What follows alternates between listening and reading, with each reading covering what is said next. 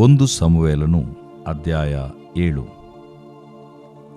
ಆಗ ಕಿರ್ಯತ್ಯಾರೀಮಿನವರು ಬಂದು ಯೆಹೋವನ ಮಂಜೂಷವನ್ನು ತೆಗೆದುಕೊಂಡು ಹೋಗಿ ಗುಡ್ಡದ ಮೇಲೆ ವಾಸವಾಗಿದ್ದ ಅಬೀನಾದಾಬನ ಮನೆಯಲ್ಲಿಟ್ಟು ಅವನ ಮಗನಾದ ಎಲ್ಲಾಜಾರನನ್ನು ಅದರ ಸೇವೆಗೋಸ್ಕರ ಪ್ರತಿಷ್ಠಿಸಿದರು. ಮಂಜೂಷವು ಕಿರ್ಯತ್ಯಾರೀಮಿಗೆ ಬಂದು ಬಹಳ ದಿವಸಗಳು, ಅಂದರೆ 20 ವರ್ಷಗಳು ಕಳೆದು ಹೋದವು.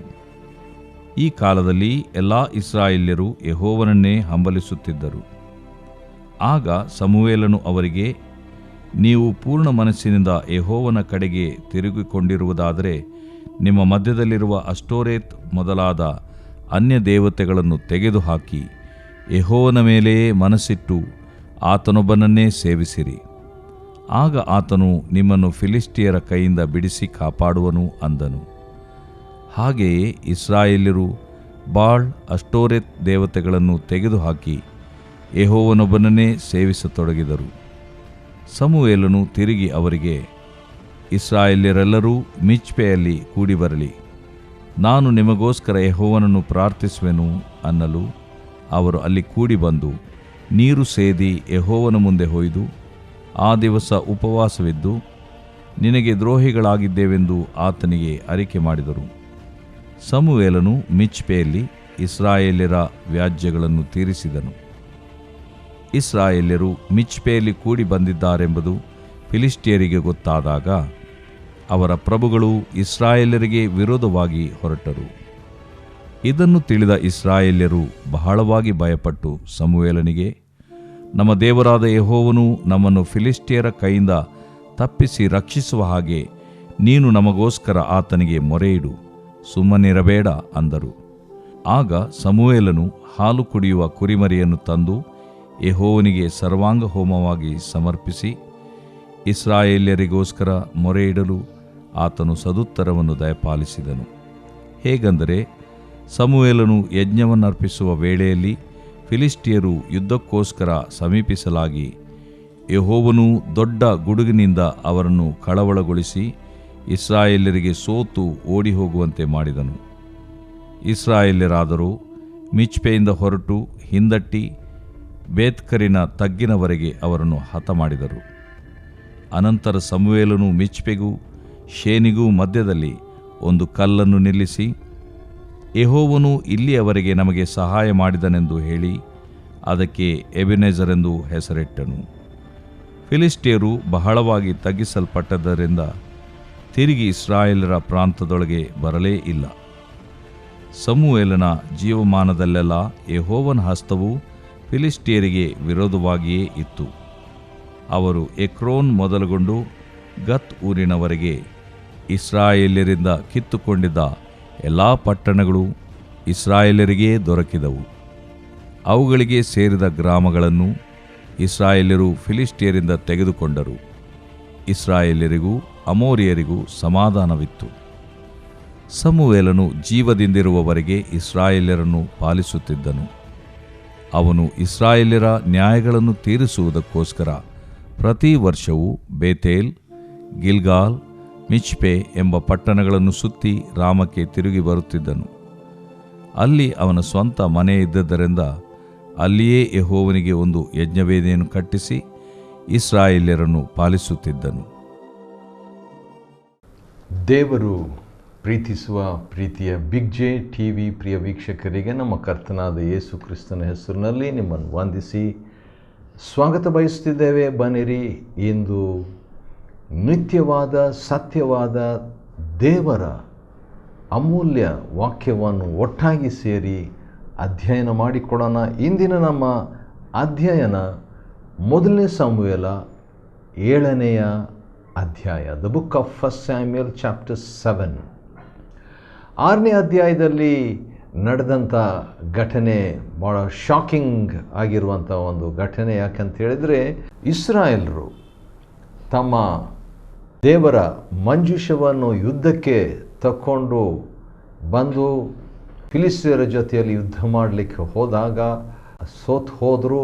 ಅದು ನಮಗೆ ದೇವರ ವಾಕ್ಯದಿಂದ ಚರಿತ್ರೆ ತಿಳಿದಿದೆ. ಈಗ ದೇವರ ಮಂಜೂಷವು ಫಿಲಿಷ್ಟಿಯರ ಆ ದೇಶದಲ್ಲಿಯೇ ಸುಮಾರು 7 ತಿಂಗಳು ಉಳಿದು ಬಿಡ್ತದೆ.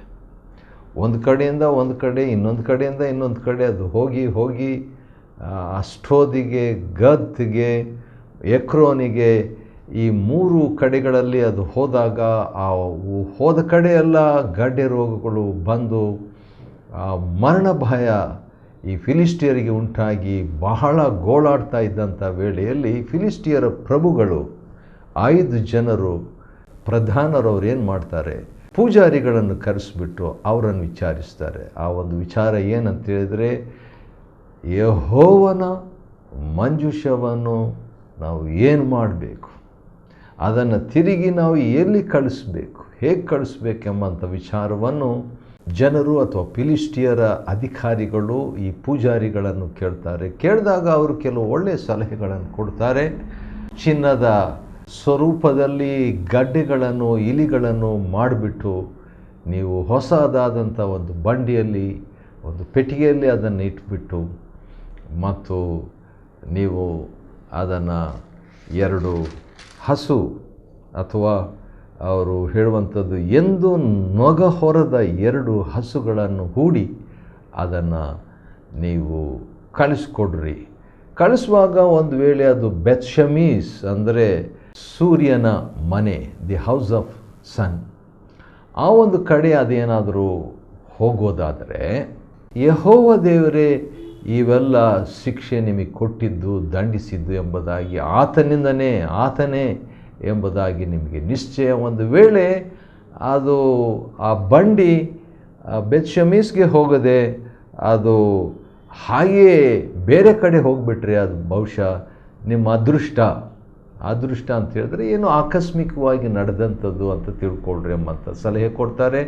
ಆದರೆ ಬಂಡಿನ ಕಳಿಸಿದರೆ ಅದು ಸ್ಟ್ರೈಟಾಗಿ ನೇರವಾಗಿ ಕೂಡಲೇ ಎಡ ಬಲಕ್ಕೆ ತಿರುಗದೆ ಅದು ನೇರವಾಗಿ ಎಲ್ಲಿಗೆ ಹೋಗ್ತದೆ ಅಂತ ಹೇಳಿದರೆ ಬೆತ್ಷೆಮೆಷಿನ ಕಡೆಗೆ ಅದು ಹೋಗ್ತದೆ. ಹೌದು, ಅಲ್ಲಿ ಹೋದಾಗ ಅಲ್ಲಿನ ಆ ಬಾರ್ಡ್ರ್ನಲ್ಲಿ ಕೆಲವು ಊರಿನವರು ಅಂದರೆ ಬೆತ್ಷೆಮೆಷಿನ ಜನರು ಅದನ್ನು ನೋಡಿಬಿಟ್ಟು ಭಾಳ ಹೊಲ ಕೆಲಸ ಮಾಡ್ತಿರ್ತಾರೆ, ಭಾಳ ಸಂತೋಷಪಟ್ಬಿಟ್ಟು ಅದನ್ನು ತರಿಸ್ಕೊಂಡು ಲೇವಿಯರನ್ನ ರೆಡಿ ಮಾಡಿಬಿಟ್ಟು ಸರ್ವಾಂಗ ಹೋಮಗಳನ್ನು ಮತ್ತು ಸಮಾಧಾನ ಯಜ್ಞವನ್ನು ಅದನ್ನು ಸಮರ್ಪಿಸಿ ಅನಂತರ ಅವರು ಕೊಂಡಾಡ್ತಾ ಇದ್ದಂಥ ವೇಳೆಯಲ್ಲಿ ಬೆತ್ಷೆಮೆಷಿನವರು ಕೆಲವರು ಕ್ಯೂರಿಯಾಸಿಟಿ, ಒಂದು ಭಾಷಾಂತರದಲ್ಲಿ ಹೀಗಿದೆ, ಅದೇನಂತ ಹೇಳಿದರೆ ಅದರ ಪಾಠಾಂತರ ಬಾರ್ಡ್ರ್ನಲ್ಲಿ ಕನ್ನಡ ಬೈಬಲ್ನಲ್ಲಿ ಕೊಡಲಾಗಿದೆ. ಯಾಕೋನಿಯನ ಮನೆಯವರು ಯೆಹೋವನ ಮಂಜೂಷವನ್ನು ಕಂಡಾಗ ಉಳಿದ ಬೆತ್ಷೆಮೆಷಿನವರೊಡನೆ ಸಂತೋಷ ಪಡಲಿಲ್ಲ. ಒಂದು ಗುಂಪಿನವರು ಸಂತೋಷಪಟ್ಟರು, ಆದರೆ ಒಂದು ಪ್ರತ್ಯೇಕವಾದಂಥವ್ರು ಸಂತೋಷ ಪಡಲಿಲ್ಲ. ಅವರು ಕ್ಯೂರಿಯಾಸಿಟಿಯಿಂದ, ಒಳಗೆ ಕುತೂಹಲದಿಂದ ಏನಿರ್ಬೋದು ಎಂಬುದಾಗಿ ಬಂದು ಆ ಮಂಜೂಷವನ್ನು ನೋಡಿದ್ದರಿಂದ 6ನೇ ಅಧ್ಯಾಯ 1ನೇ ಸಮುವೇಲ 19ನೇ ವಚನದಲ್ಲಿ 70 ಜನರು ಸತ್ತು ಹೋಗ್ತಾರೆ. The sin of curiosity led to the death of 70 people. ಅದು ದೇವರ ವಿಷಯದಲ್ಲಿ ಆತ್ಮಿಕವಾದ ಯಥಾರ್ಥವಾದ ಕುತೂಹಲ ನಮಗೆ ಇರಬೇಕು, ತಪ್ಪೇನಿಲ್ಲ. ಆದರೆ ಗೌರವವಿಲ್ಲದ, ಆತ್ಮೀಯತೆ ಇಲ್ಲದ, ಅವಿಶ್ವಾಸದ ಕುತೂಹಲ ಅಗತ್ಯವಿಲ್ಲ. ಒಂದು ಸಾರಿ ಒಬ್ಬ ದೇವರ ಸೇವಕರು ಹತ್ರ ನಾನು ಮಾತಾಡ್ತಾ ಇದ್ದಾಗ ಅವರು ನನಗೆ ಕೊಟ್ಟಂಥ ಸಲಹೆ ಕೂಡ ಅದೇನಂತ ಹೇಳಿದರೆ, ಆ ಒಂದು ಕುತೂಹಲತೆ, ತಪ್ಪಾದ ಕುತೂಹಲತೆ ಕೂಡ ಇರುವ ಸಾಧ್ಯತೆ, ಸರಿಯಾದ ಕುತೂಹಲತೆ ಕೂಡ ದೇವರ ವಿಷಯಕ್ಕೆ ಬಂದಾಗ ನಮಗಿರಲು ಸಾಧ್ಯ. ಯಾವುದು ತಪ್ಪಾದ ಕುತೂಹಲತೆ, ಕ್ಯೂರಿಯಾಸಿಟಿ, ಯಾವುದು ಸಕಾರಾತ್ಮಕವಾದ ಕುತೂಹಲತೆ, ಯಾವುದು ನಕಾರಾತ್ಮಕವಾದಂಥ ಕ್ಯೂರಿಯಾಸಿಟಿ ಎಂಬುದನ್ನು ಯಾವ ರೀತಿಯಾಗಿ ತಿಳ್ಕೊಳ್ಬೇಕಂತ ಹೇಳಿದ್ರೆ, ಪವಿತ್ರ ಆತ್ಮನನ್ನು ದೇವರು ಅದಕ್ಕೆ ಕೊಟ್ಟಿದ್ದಾನೆ. ಆತನು ನಮ್ಮನ್ನು ಸಕಲ ವಿಧವಾದ ಸತ್ಯಕ್ಕೆ ನಡೆಸುವಾತನಾಗಿದ್ದಾನೆ. ಸರಿ, ಇನ್ನು ದುಃಖಕರವಾದಂಥ ಸಂಗತಿ ಏನಂತ ಹೇಳಿದ್ರೆ, ಇನ್ನೂ ಬಹಳಷ್ಟು ಜನರು ಅಲ್ಲಿ ಮರಣ ಹೊಂದುತ್ತಾರೆ. ಆದ ಕಾರಣ ಕಡೆಗೆ ಫಿಲಿಸ್ಟಿಯರು ಯೆಹೋವನ ಮಂಜೂಷವನ್ನು ಕಳಿಸಿದ್ದಾರೆ, ನೀವು ಬಂದು ಅದನ್ನು ತೆಗೆದುಕೊಂಡು ಹೋಗ್ರಿ ಅಂತ ಹೇಳ್ಬಿಟ್ಟು ಕಿರ್ಯಾತ್ಯಾರೀಮಿನವರೆಗೆ ಆ ಸುದ್ದಿ ಮುಟ್ಟಿಸ್ತಾರೆ. ಆದ ಕಾರಣ ಅದೇ ರೀತಿಯಾಗಿ ಕಿರ್ಯಾತ್ಯಾಮೀರಿನವರು ಅಂತ ಹೇಳ್ಬಿಟ್ಟು ನೋಡುವಾಗ ಅದರ ಅರ್ಥ ಏನಂದರೆ ಸಿಟಿ ಆಫ್ ಫಾರೆಸ್ಟ್, ಅಂದರೆ ದಟ್ಟವಾದಂಥ ಕಾಡುಗಳಿರುವಂಥ ಒಂದು ಊರು ಎಂಬಂಥದ್ದು. ಆ ಊರಿನವರು ಬಂದು ಯೆಹೋವನ ಮಂಜೂಷವನ್ನು ತೆಗೆದುಕೊಂಡು ಹೋಗಿ ಗುಡ್ಡದ ಮೇಲೆ ವಾಸವಾಗಿದ್ದಂಥ ಒಬ್ಬ ಮನುಷ್ಯನ ಕಡೆಗೆ ಅದನ್ನು ತಲುಪಿಸ್ತಾರೆ. ಅವನ ಹೆಸರು ಅಬಿನಾದಾಬ್ ಅಂತ ಹೇಳ್ಬಿಟ್ಟು. ಅಬಿ ಅಂತ ಹೇಳಿದರೆ ತಂದೆ, ನದಾಬ್ ಅಂತ ಹೇಳಿದರೆ ಉದಾರವಾಗಿರುವ ತಂದೆ, ಧಾರಾಳತ್ವದ ತಂದೆ, ಫಾದರ್ ಆಫ್ ಜನರಾಸಿಟಿ. ಸರಿ, ಅವನ ಮನೆಯಲ್ಲಿ ಇಟ್ಟರು. ಅವನ ಮಗ ಅದಕ್ಕೆ ರೆಸ್ಪಾನ್ಸಿಬಿಲಿಟಿ ತಗೊಂಡು ಅವನ ಹೆಸರು ಎಲ್ಲಾಜಾರನು. ಎಲ್ಲಾಜಾರ್ ಅಂತ ಹೇಳಿದ್ರೆ, ಅಂತ ಹೇಳಿದ್ರೆ ದೇವರು, ಜಾರ್ ಅಂತ ಹೇಳಿದ್ರೆ ಸಹಾಯಕನು. ದೇವರು ನನಗೆ ಸಹಾಯಕನು, ದೇವರ ಸಹಾಯ ಹೊಂದಿದ್ದವನಾಗಿ ದೇವರ ಸಾನ್ನಿಧ್ಯವನ್ನೇ ಅವನು ಪಡ್ಕೊಳ್ತಾನೆ. ಅವನು ಚಿಕ್ಕ ಮಗುವಾಗಿದ್ದಾಗ ಹೆಸರು ದೇವರ ಸಹಾಯಕ, ದೇವರ ಸಹಾಯ ಹೊಂದಿದ್ದವನೆಂಬಂಥ ಹೆಸರನ್ನು ಆ ಹುಡುಗ ಹೊಂದಿದಾಗ ನಿಶ್ಚಯವಾಗಿ ಈ ದೇವರ ಮಂಜೂಷವು ಅವನ ಒಂದು ರೆಸ್ಪಾನ್ಸಿಬಿಲಿಟಿ, ಜವಾಬ್ದಾರಿ ಸಿಕ್ಕಿದ್ರಿಂದ ಭಾಳ ಸಂತೋಷವಾಗಿರಬೇಕು. ಸರಿ, ಈ ರೀತಿಯಾಗಿ ಎಷ್ಟು ಕಾಲ ದೇವರ ಮಂಜೂಷವು ಅಲ್ಲಿತ್ತು ಅಂತ ಹೇಳ್ಬಿಟ್ಟು ನೋಡುವಾಗ ಕಿರ್ಯಾತ್ಯಾರೀಮಿನ ಊರಲ್ಲಿ 20 ವರ್ಷಗಳು ದೇವರ ಮಂಜೂಷವಿತ್ತು. 20 years the ark of God, the ark of covenant was in this place. ಮೊದಲನೇ ಸಮುವೇಲನ ಗ್ರಂಥ 7ನೇ ಅಧ್ಯಾಯದ 2ನೇ ವಚನದಲ್ಲಿ ಇರುವಂಥ ಮಾತು. 3ನೇ ವಚನದಲ್ಲಿ ಒಂದು ಒಳ್ಳೆ ಮಾತಿದೆ, ಅದನ್ನು ನೋಡಿಬಿಟ್ಟು ನನಗೆ ಭಾಳ ಖುಷಿ ಆಯಿತು. ಅದನ್ನೇ ನಾನು ಕೂಡ ಅನ್ವಯಿಸ್ಲಿಕ್ಕೆ ಇಷ್ಟಪಡ್ತೇನೆ. ನಾವೆಲ್ಲರೂ ಕೂಡ ದೇವಜನರಾಗಿ ಅದನ್ನು ಫಾಲೋ ಮಾಡಬೇಕು. ಅದೇನಂತ ಹೇಳಿದರೆ, ಇಸ್ರಾಯೇಲರು ಆ ಕಾಲದಲ್ಲಿ 2ನೇ ವಚನದಿಂದ ನಾವು ನೋಡೋಣ್ರಿ ಅದನ್ನು. ಮೊದಲನೇ ಸಮುವೇಲ, 1 Samuel chapter 7 verse 2, 7ನೇ ಅಧ್ಯಾಯದ 2ನೇ ವಚನದಲ್ಲಿ, ಆ ಕಾಲದಲ್ಲಿ ಎಲ್ಲ ಇಸ್ರಾಯೇಲರು, ವಾವ್, 30, 40, 50 ಲಕ್ಷ ಎಷ್ಟು ಜನ ಇದ್ದರು, ಅಷ್ಟೊಂದು ಇಸ್ರಾಯೇಲರು ಯೆಹೋವನನ್ನೇ ಹಂಬಲಿಸುತ್ತಿದ್ದರು. ವಾವ್, ಆಶ್ಚರ್ಯ. ಆ ಕಾಲದಲ್ಲಿ ಜನರಿಗೆ ಕ್ಯೂರಿಯಾಸಿಟಿ ಅಥವಾ ಲವಲವಿಕೆ, ಲಾಂಗಿಂಗ್, ಒಂದು ಹಂಬಲ ಏನಂದರೆ ದೇವರನ್ನೇ ಹಾರೈಸ್ತಿದ್ರು. ಕೆಲವರಲ್ಲ, ಎಲ್ಲ ಇಸ್ರಾಯೇಲರು. ಅದು ಹೇಗಪ್ಪ? ಎಲ್ಲ ಇಸ್ರಾಯೇಲರು ದೇವರನ್ನೇ ಯೆಹೋವನನ್ನೇ ಹಂಬಲಿಸುತ್ತಿದ್ದರು. ಆ ಆಶೆಯನ್ನು ದೇವರು ನೆರವೇರಿಸ್ತಾನ್ರಿ. ಆ ಹಂಬಲ ನನಗಿರಲಿ, ನಿಮಗಿರಲಿ. ಹಂಬಲಿಸುತ್ತಿದ್ದರು.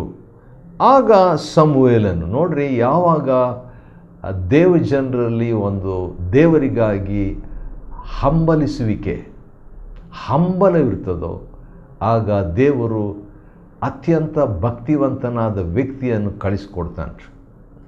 ಹೌದು, ಆ ಕಾಲದಲ್ಲಿ ಸಮುವೇಲನೇ ಅತ್ಯಂತ ಭಕ್ತಿವಂತನಾದ ವ್ಯಕ್ತಿಯಾಗಿದ್ದನು. ರೆಕಾರ್ಡ್ ಪ್ರಕಾರವಾಗಿ, ದಾಖಲೆ ಪ್ರಕಾರವಾಗಿ, ವರದಿಯ ಪ್ರಕಾರವಾಗಿ, ದೇವರ ವಾಕ್ಯದ ಪ್ರಕಾರವಾಗಿ. ಯಾಕಂತ ಹೇಳಿದ್ರೆ ಅಂಥ ಬೇರೆ ಮನುಷ್ಯರು ಇದ್ದರೋ ಏನೋ ಗೊತ್ತಿಲ್ಲ, ಅವ್ರ ಬಗ್ಗೆ ರಹಸ್ಯವಾಗಿ ಇದಿರ್ಬೋದು. ನಿತ್ಯತ್ವದಲ್ಲಿ ಅದನ್ನು ನಾವು ನೋಡ್ಬೋದು ನ್ಯಾಯ ತೀರ್ಪಿನ ದಿವಸದಲ್ಲಿ. ಆದರೆ ನಮಗೆ ಗೊತ್ತಿದ್ದ ವಿಷಯ ಏನಂತ ಹೇಳಿದ್ರೆ, ಆ ಕಾಲದ ಪ್ರತಿಯೊಂದು ಕಾಲದಲ್ಲಿನೂ ಒಬ್ಬನಾದರೂ ಭಕ್ತಿವಂತನಾದ ವ್ಯಕ್ತಿ ಇರಬೇಕು. ಪ್ರತಿ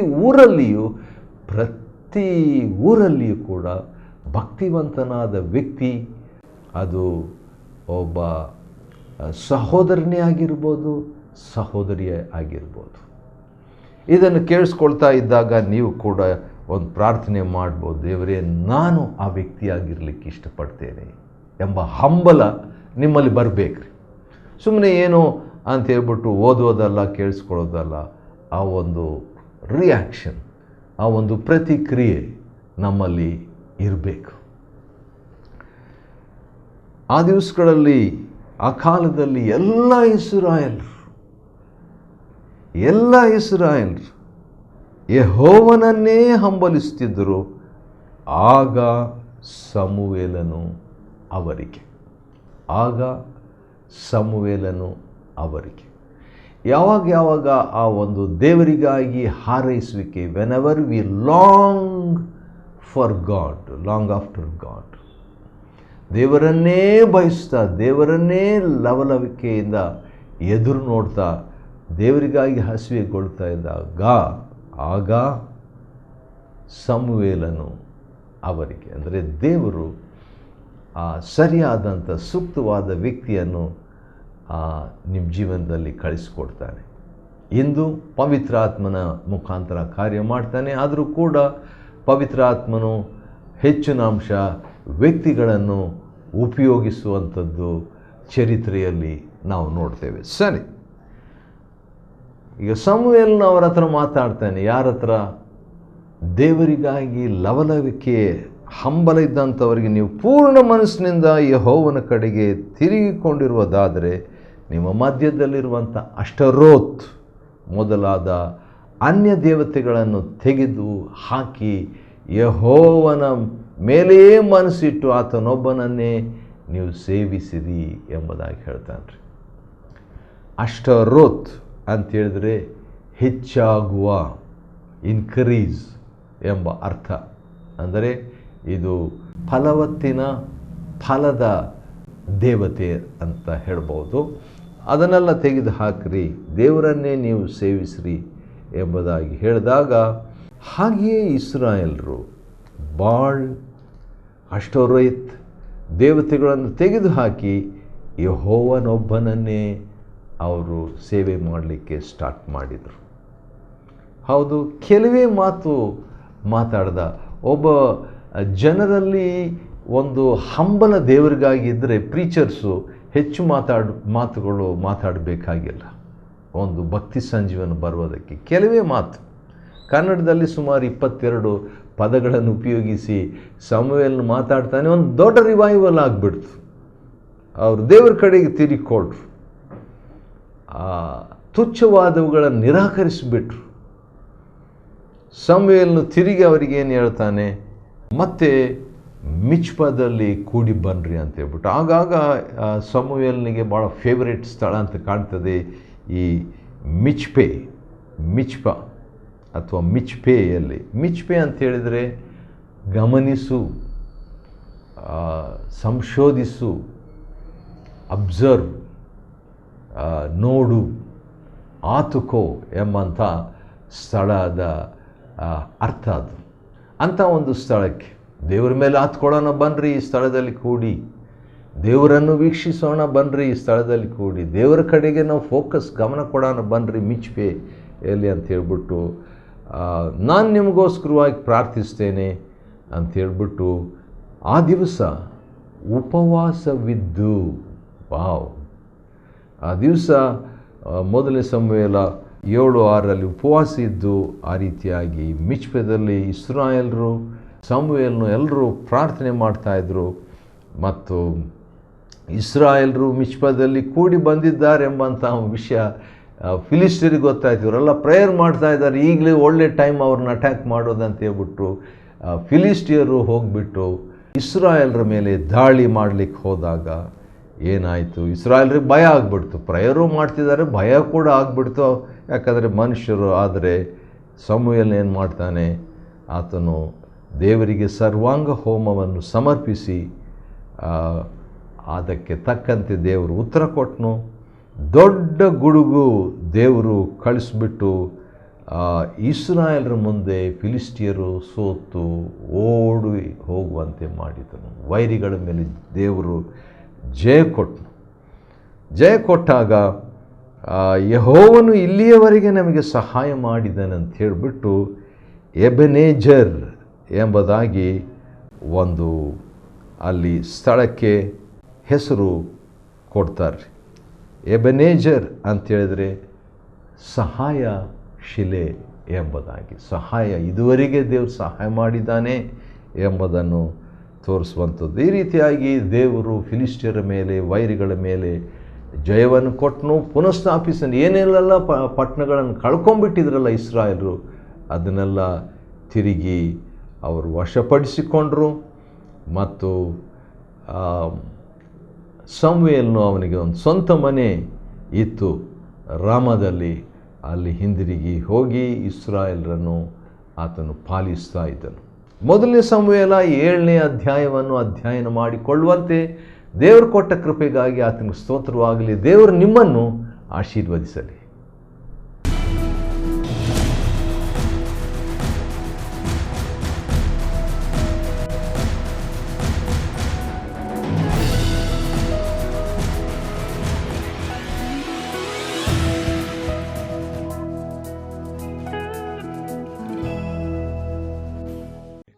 Chapter 7.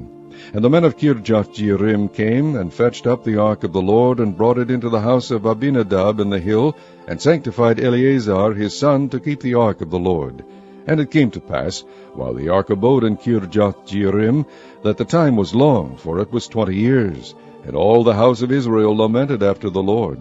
And Samuel spake unto all the house of Israel, saying, If ye do return unto the Lord with all your hearts, then put away the strange gods and the Ashtaroth from among you, and prepare your hearts unto the Lord, and serve him only, and he will deliver you out of the hand of the Philistines. Then the children of Israel did put away Baalim and Ashtaroth, and serve the Lord only. And Samuel said, Gather all Israel to Mizpah, and I will pray for you unto the Lord. And they gathered together to Mizpah, and drew water, and poured it out before the Lord, and fasted on that day, and said there, We have sinned against the Lord. And Samuel judged the children of Israel in Mizpah. And when the Philistines heard that the children of Israel were gathered together to Mizpah, the lords of the Philistines went up against Israel. And when the children of Israel heard it, they were afraid of the Philistines.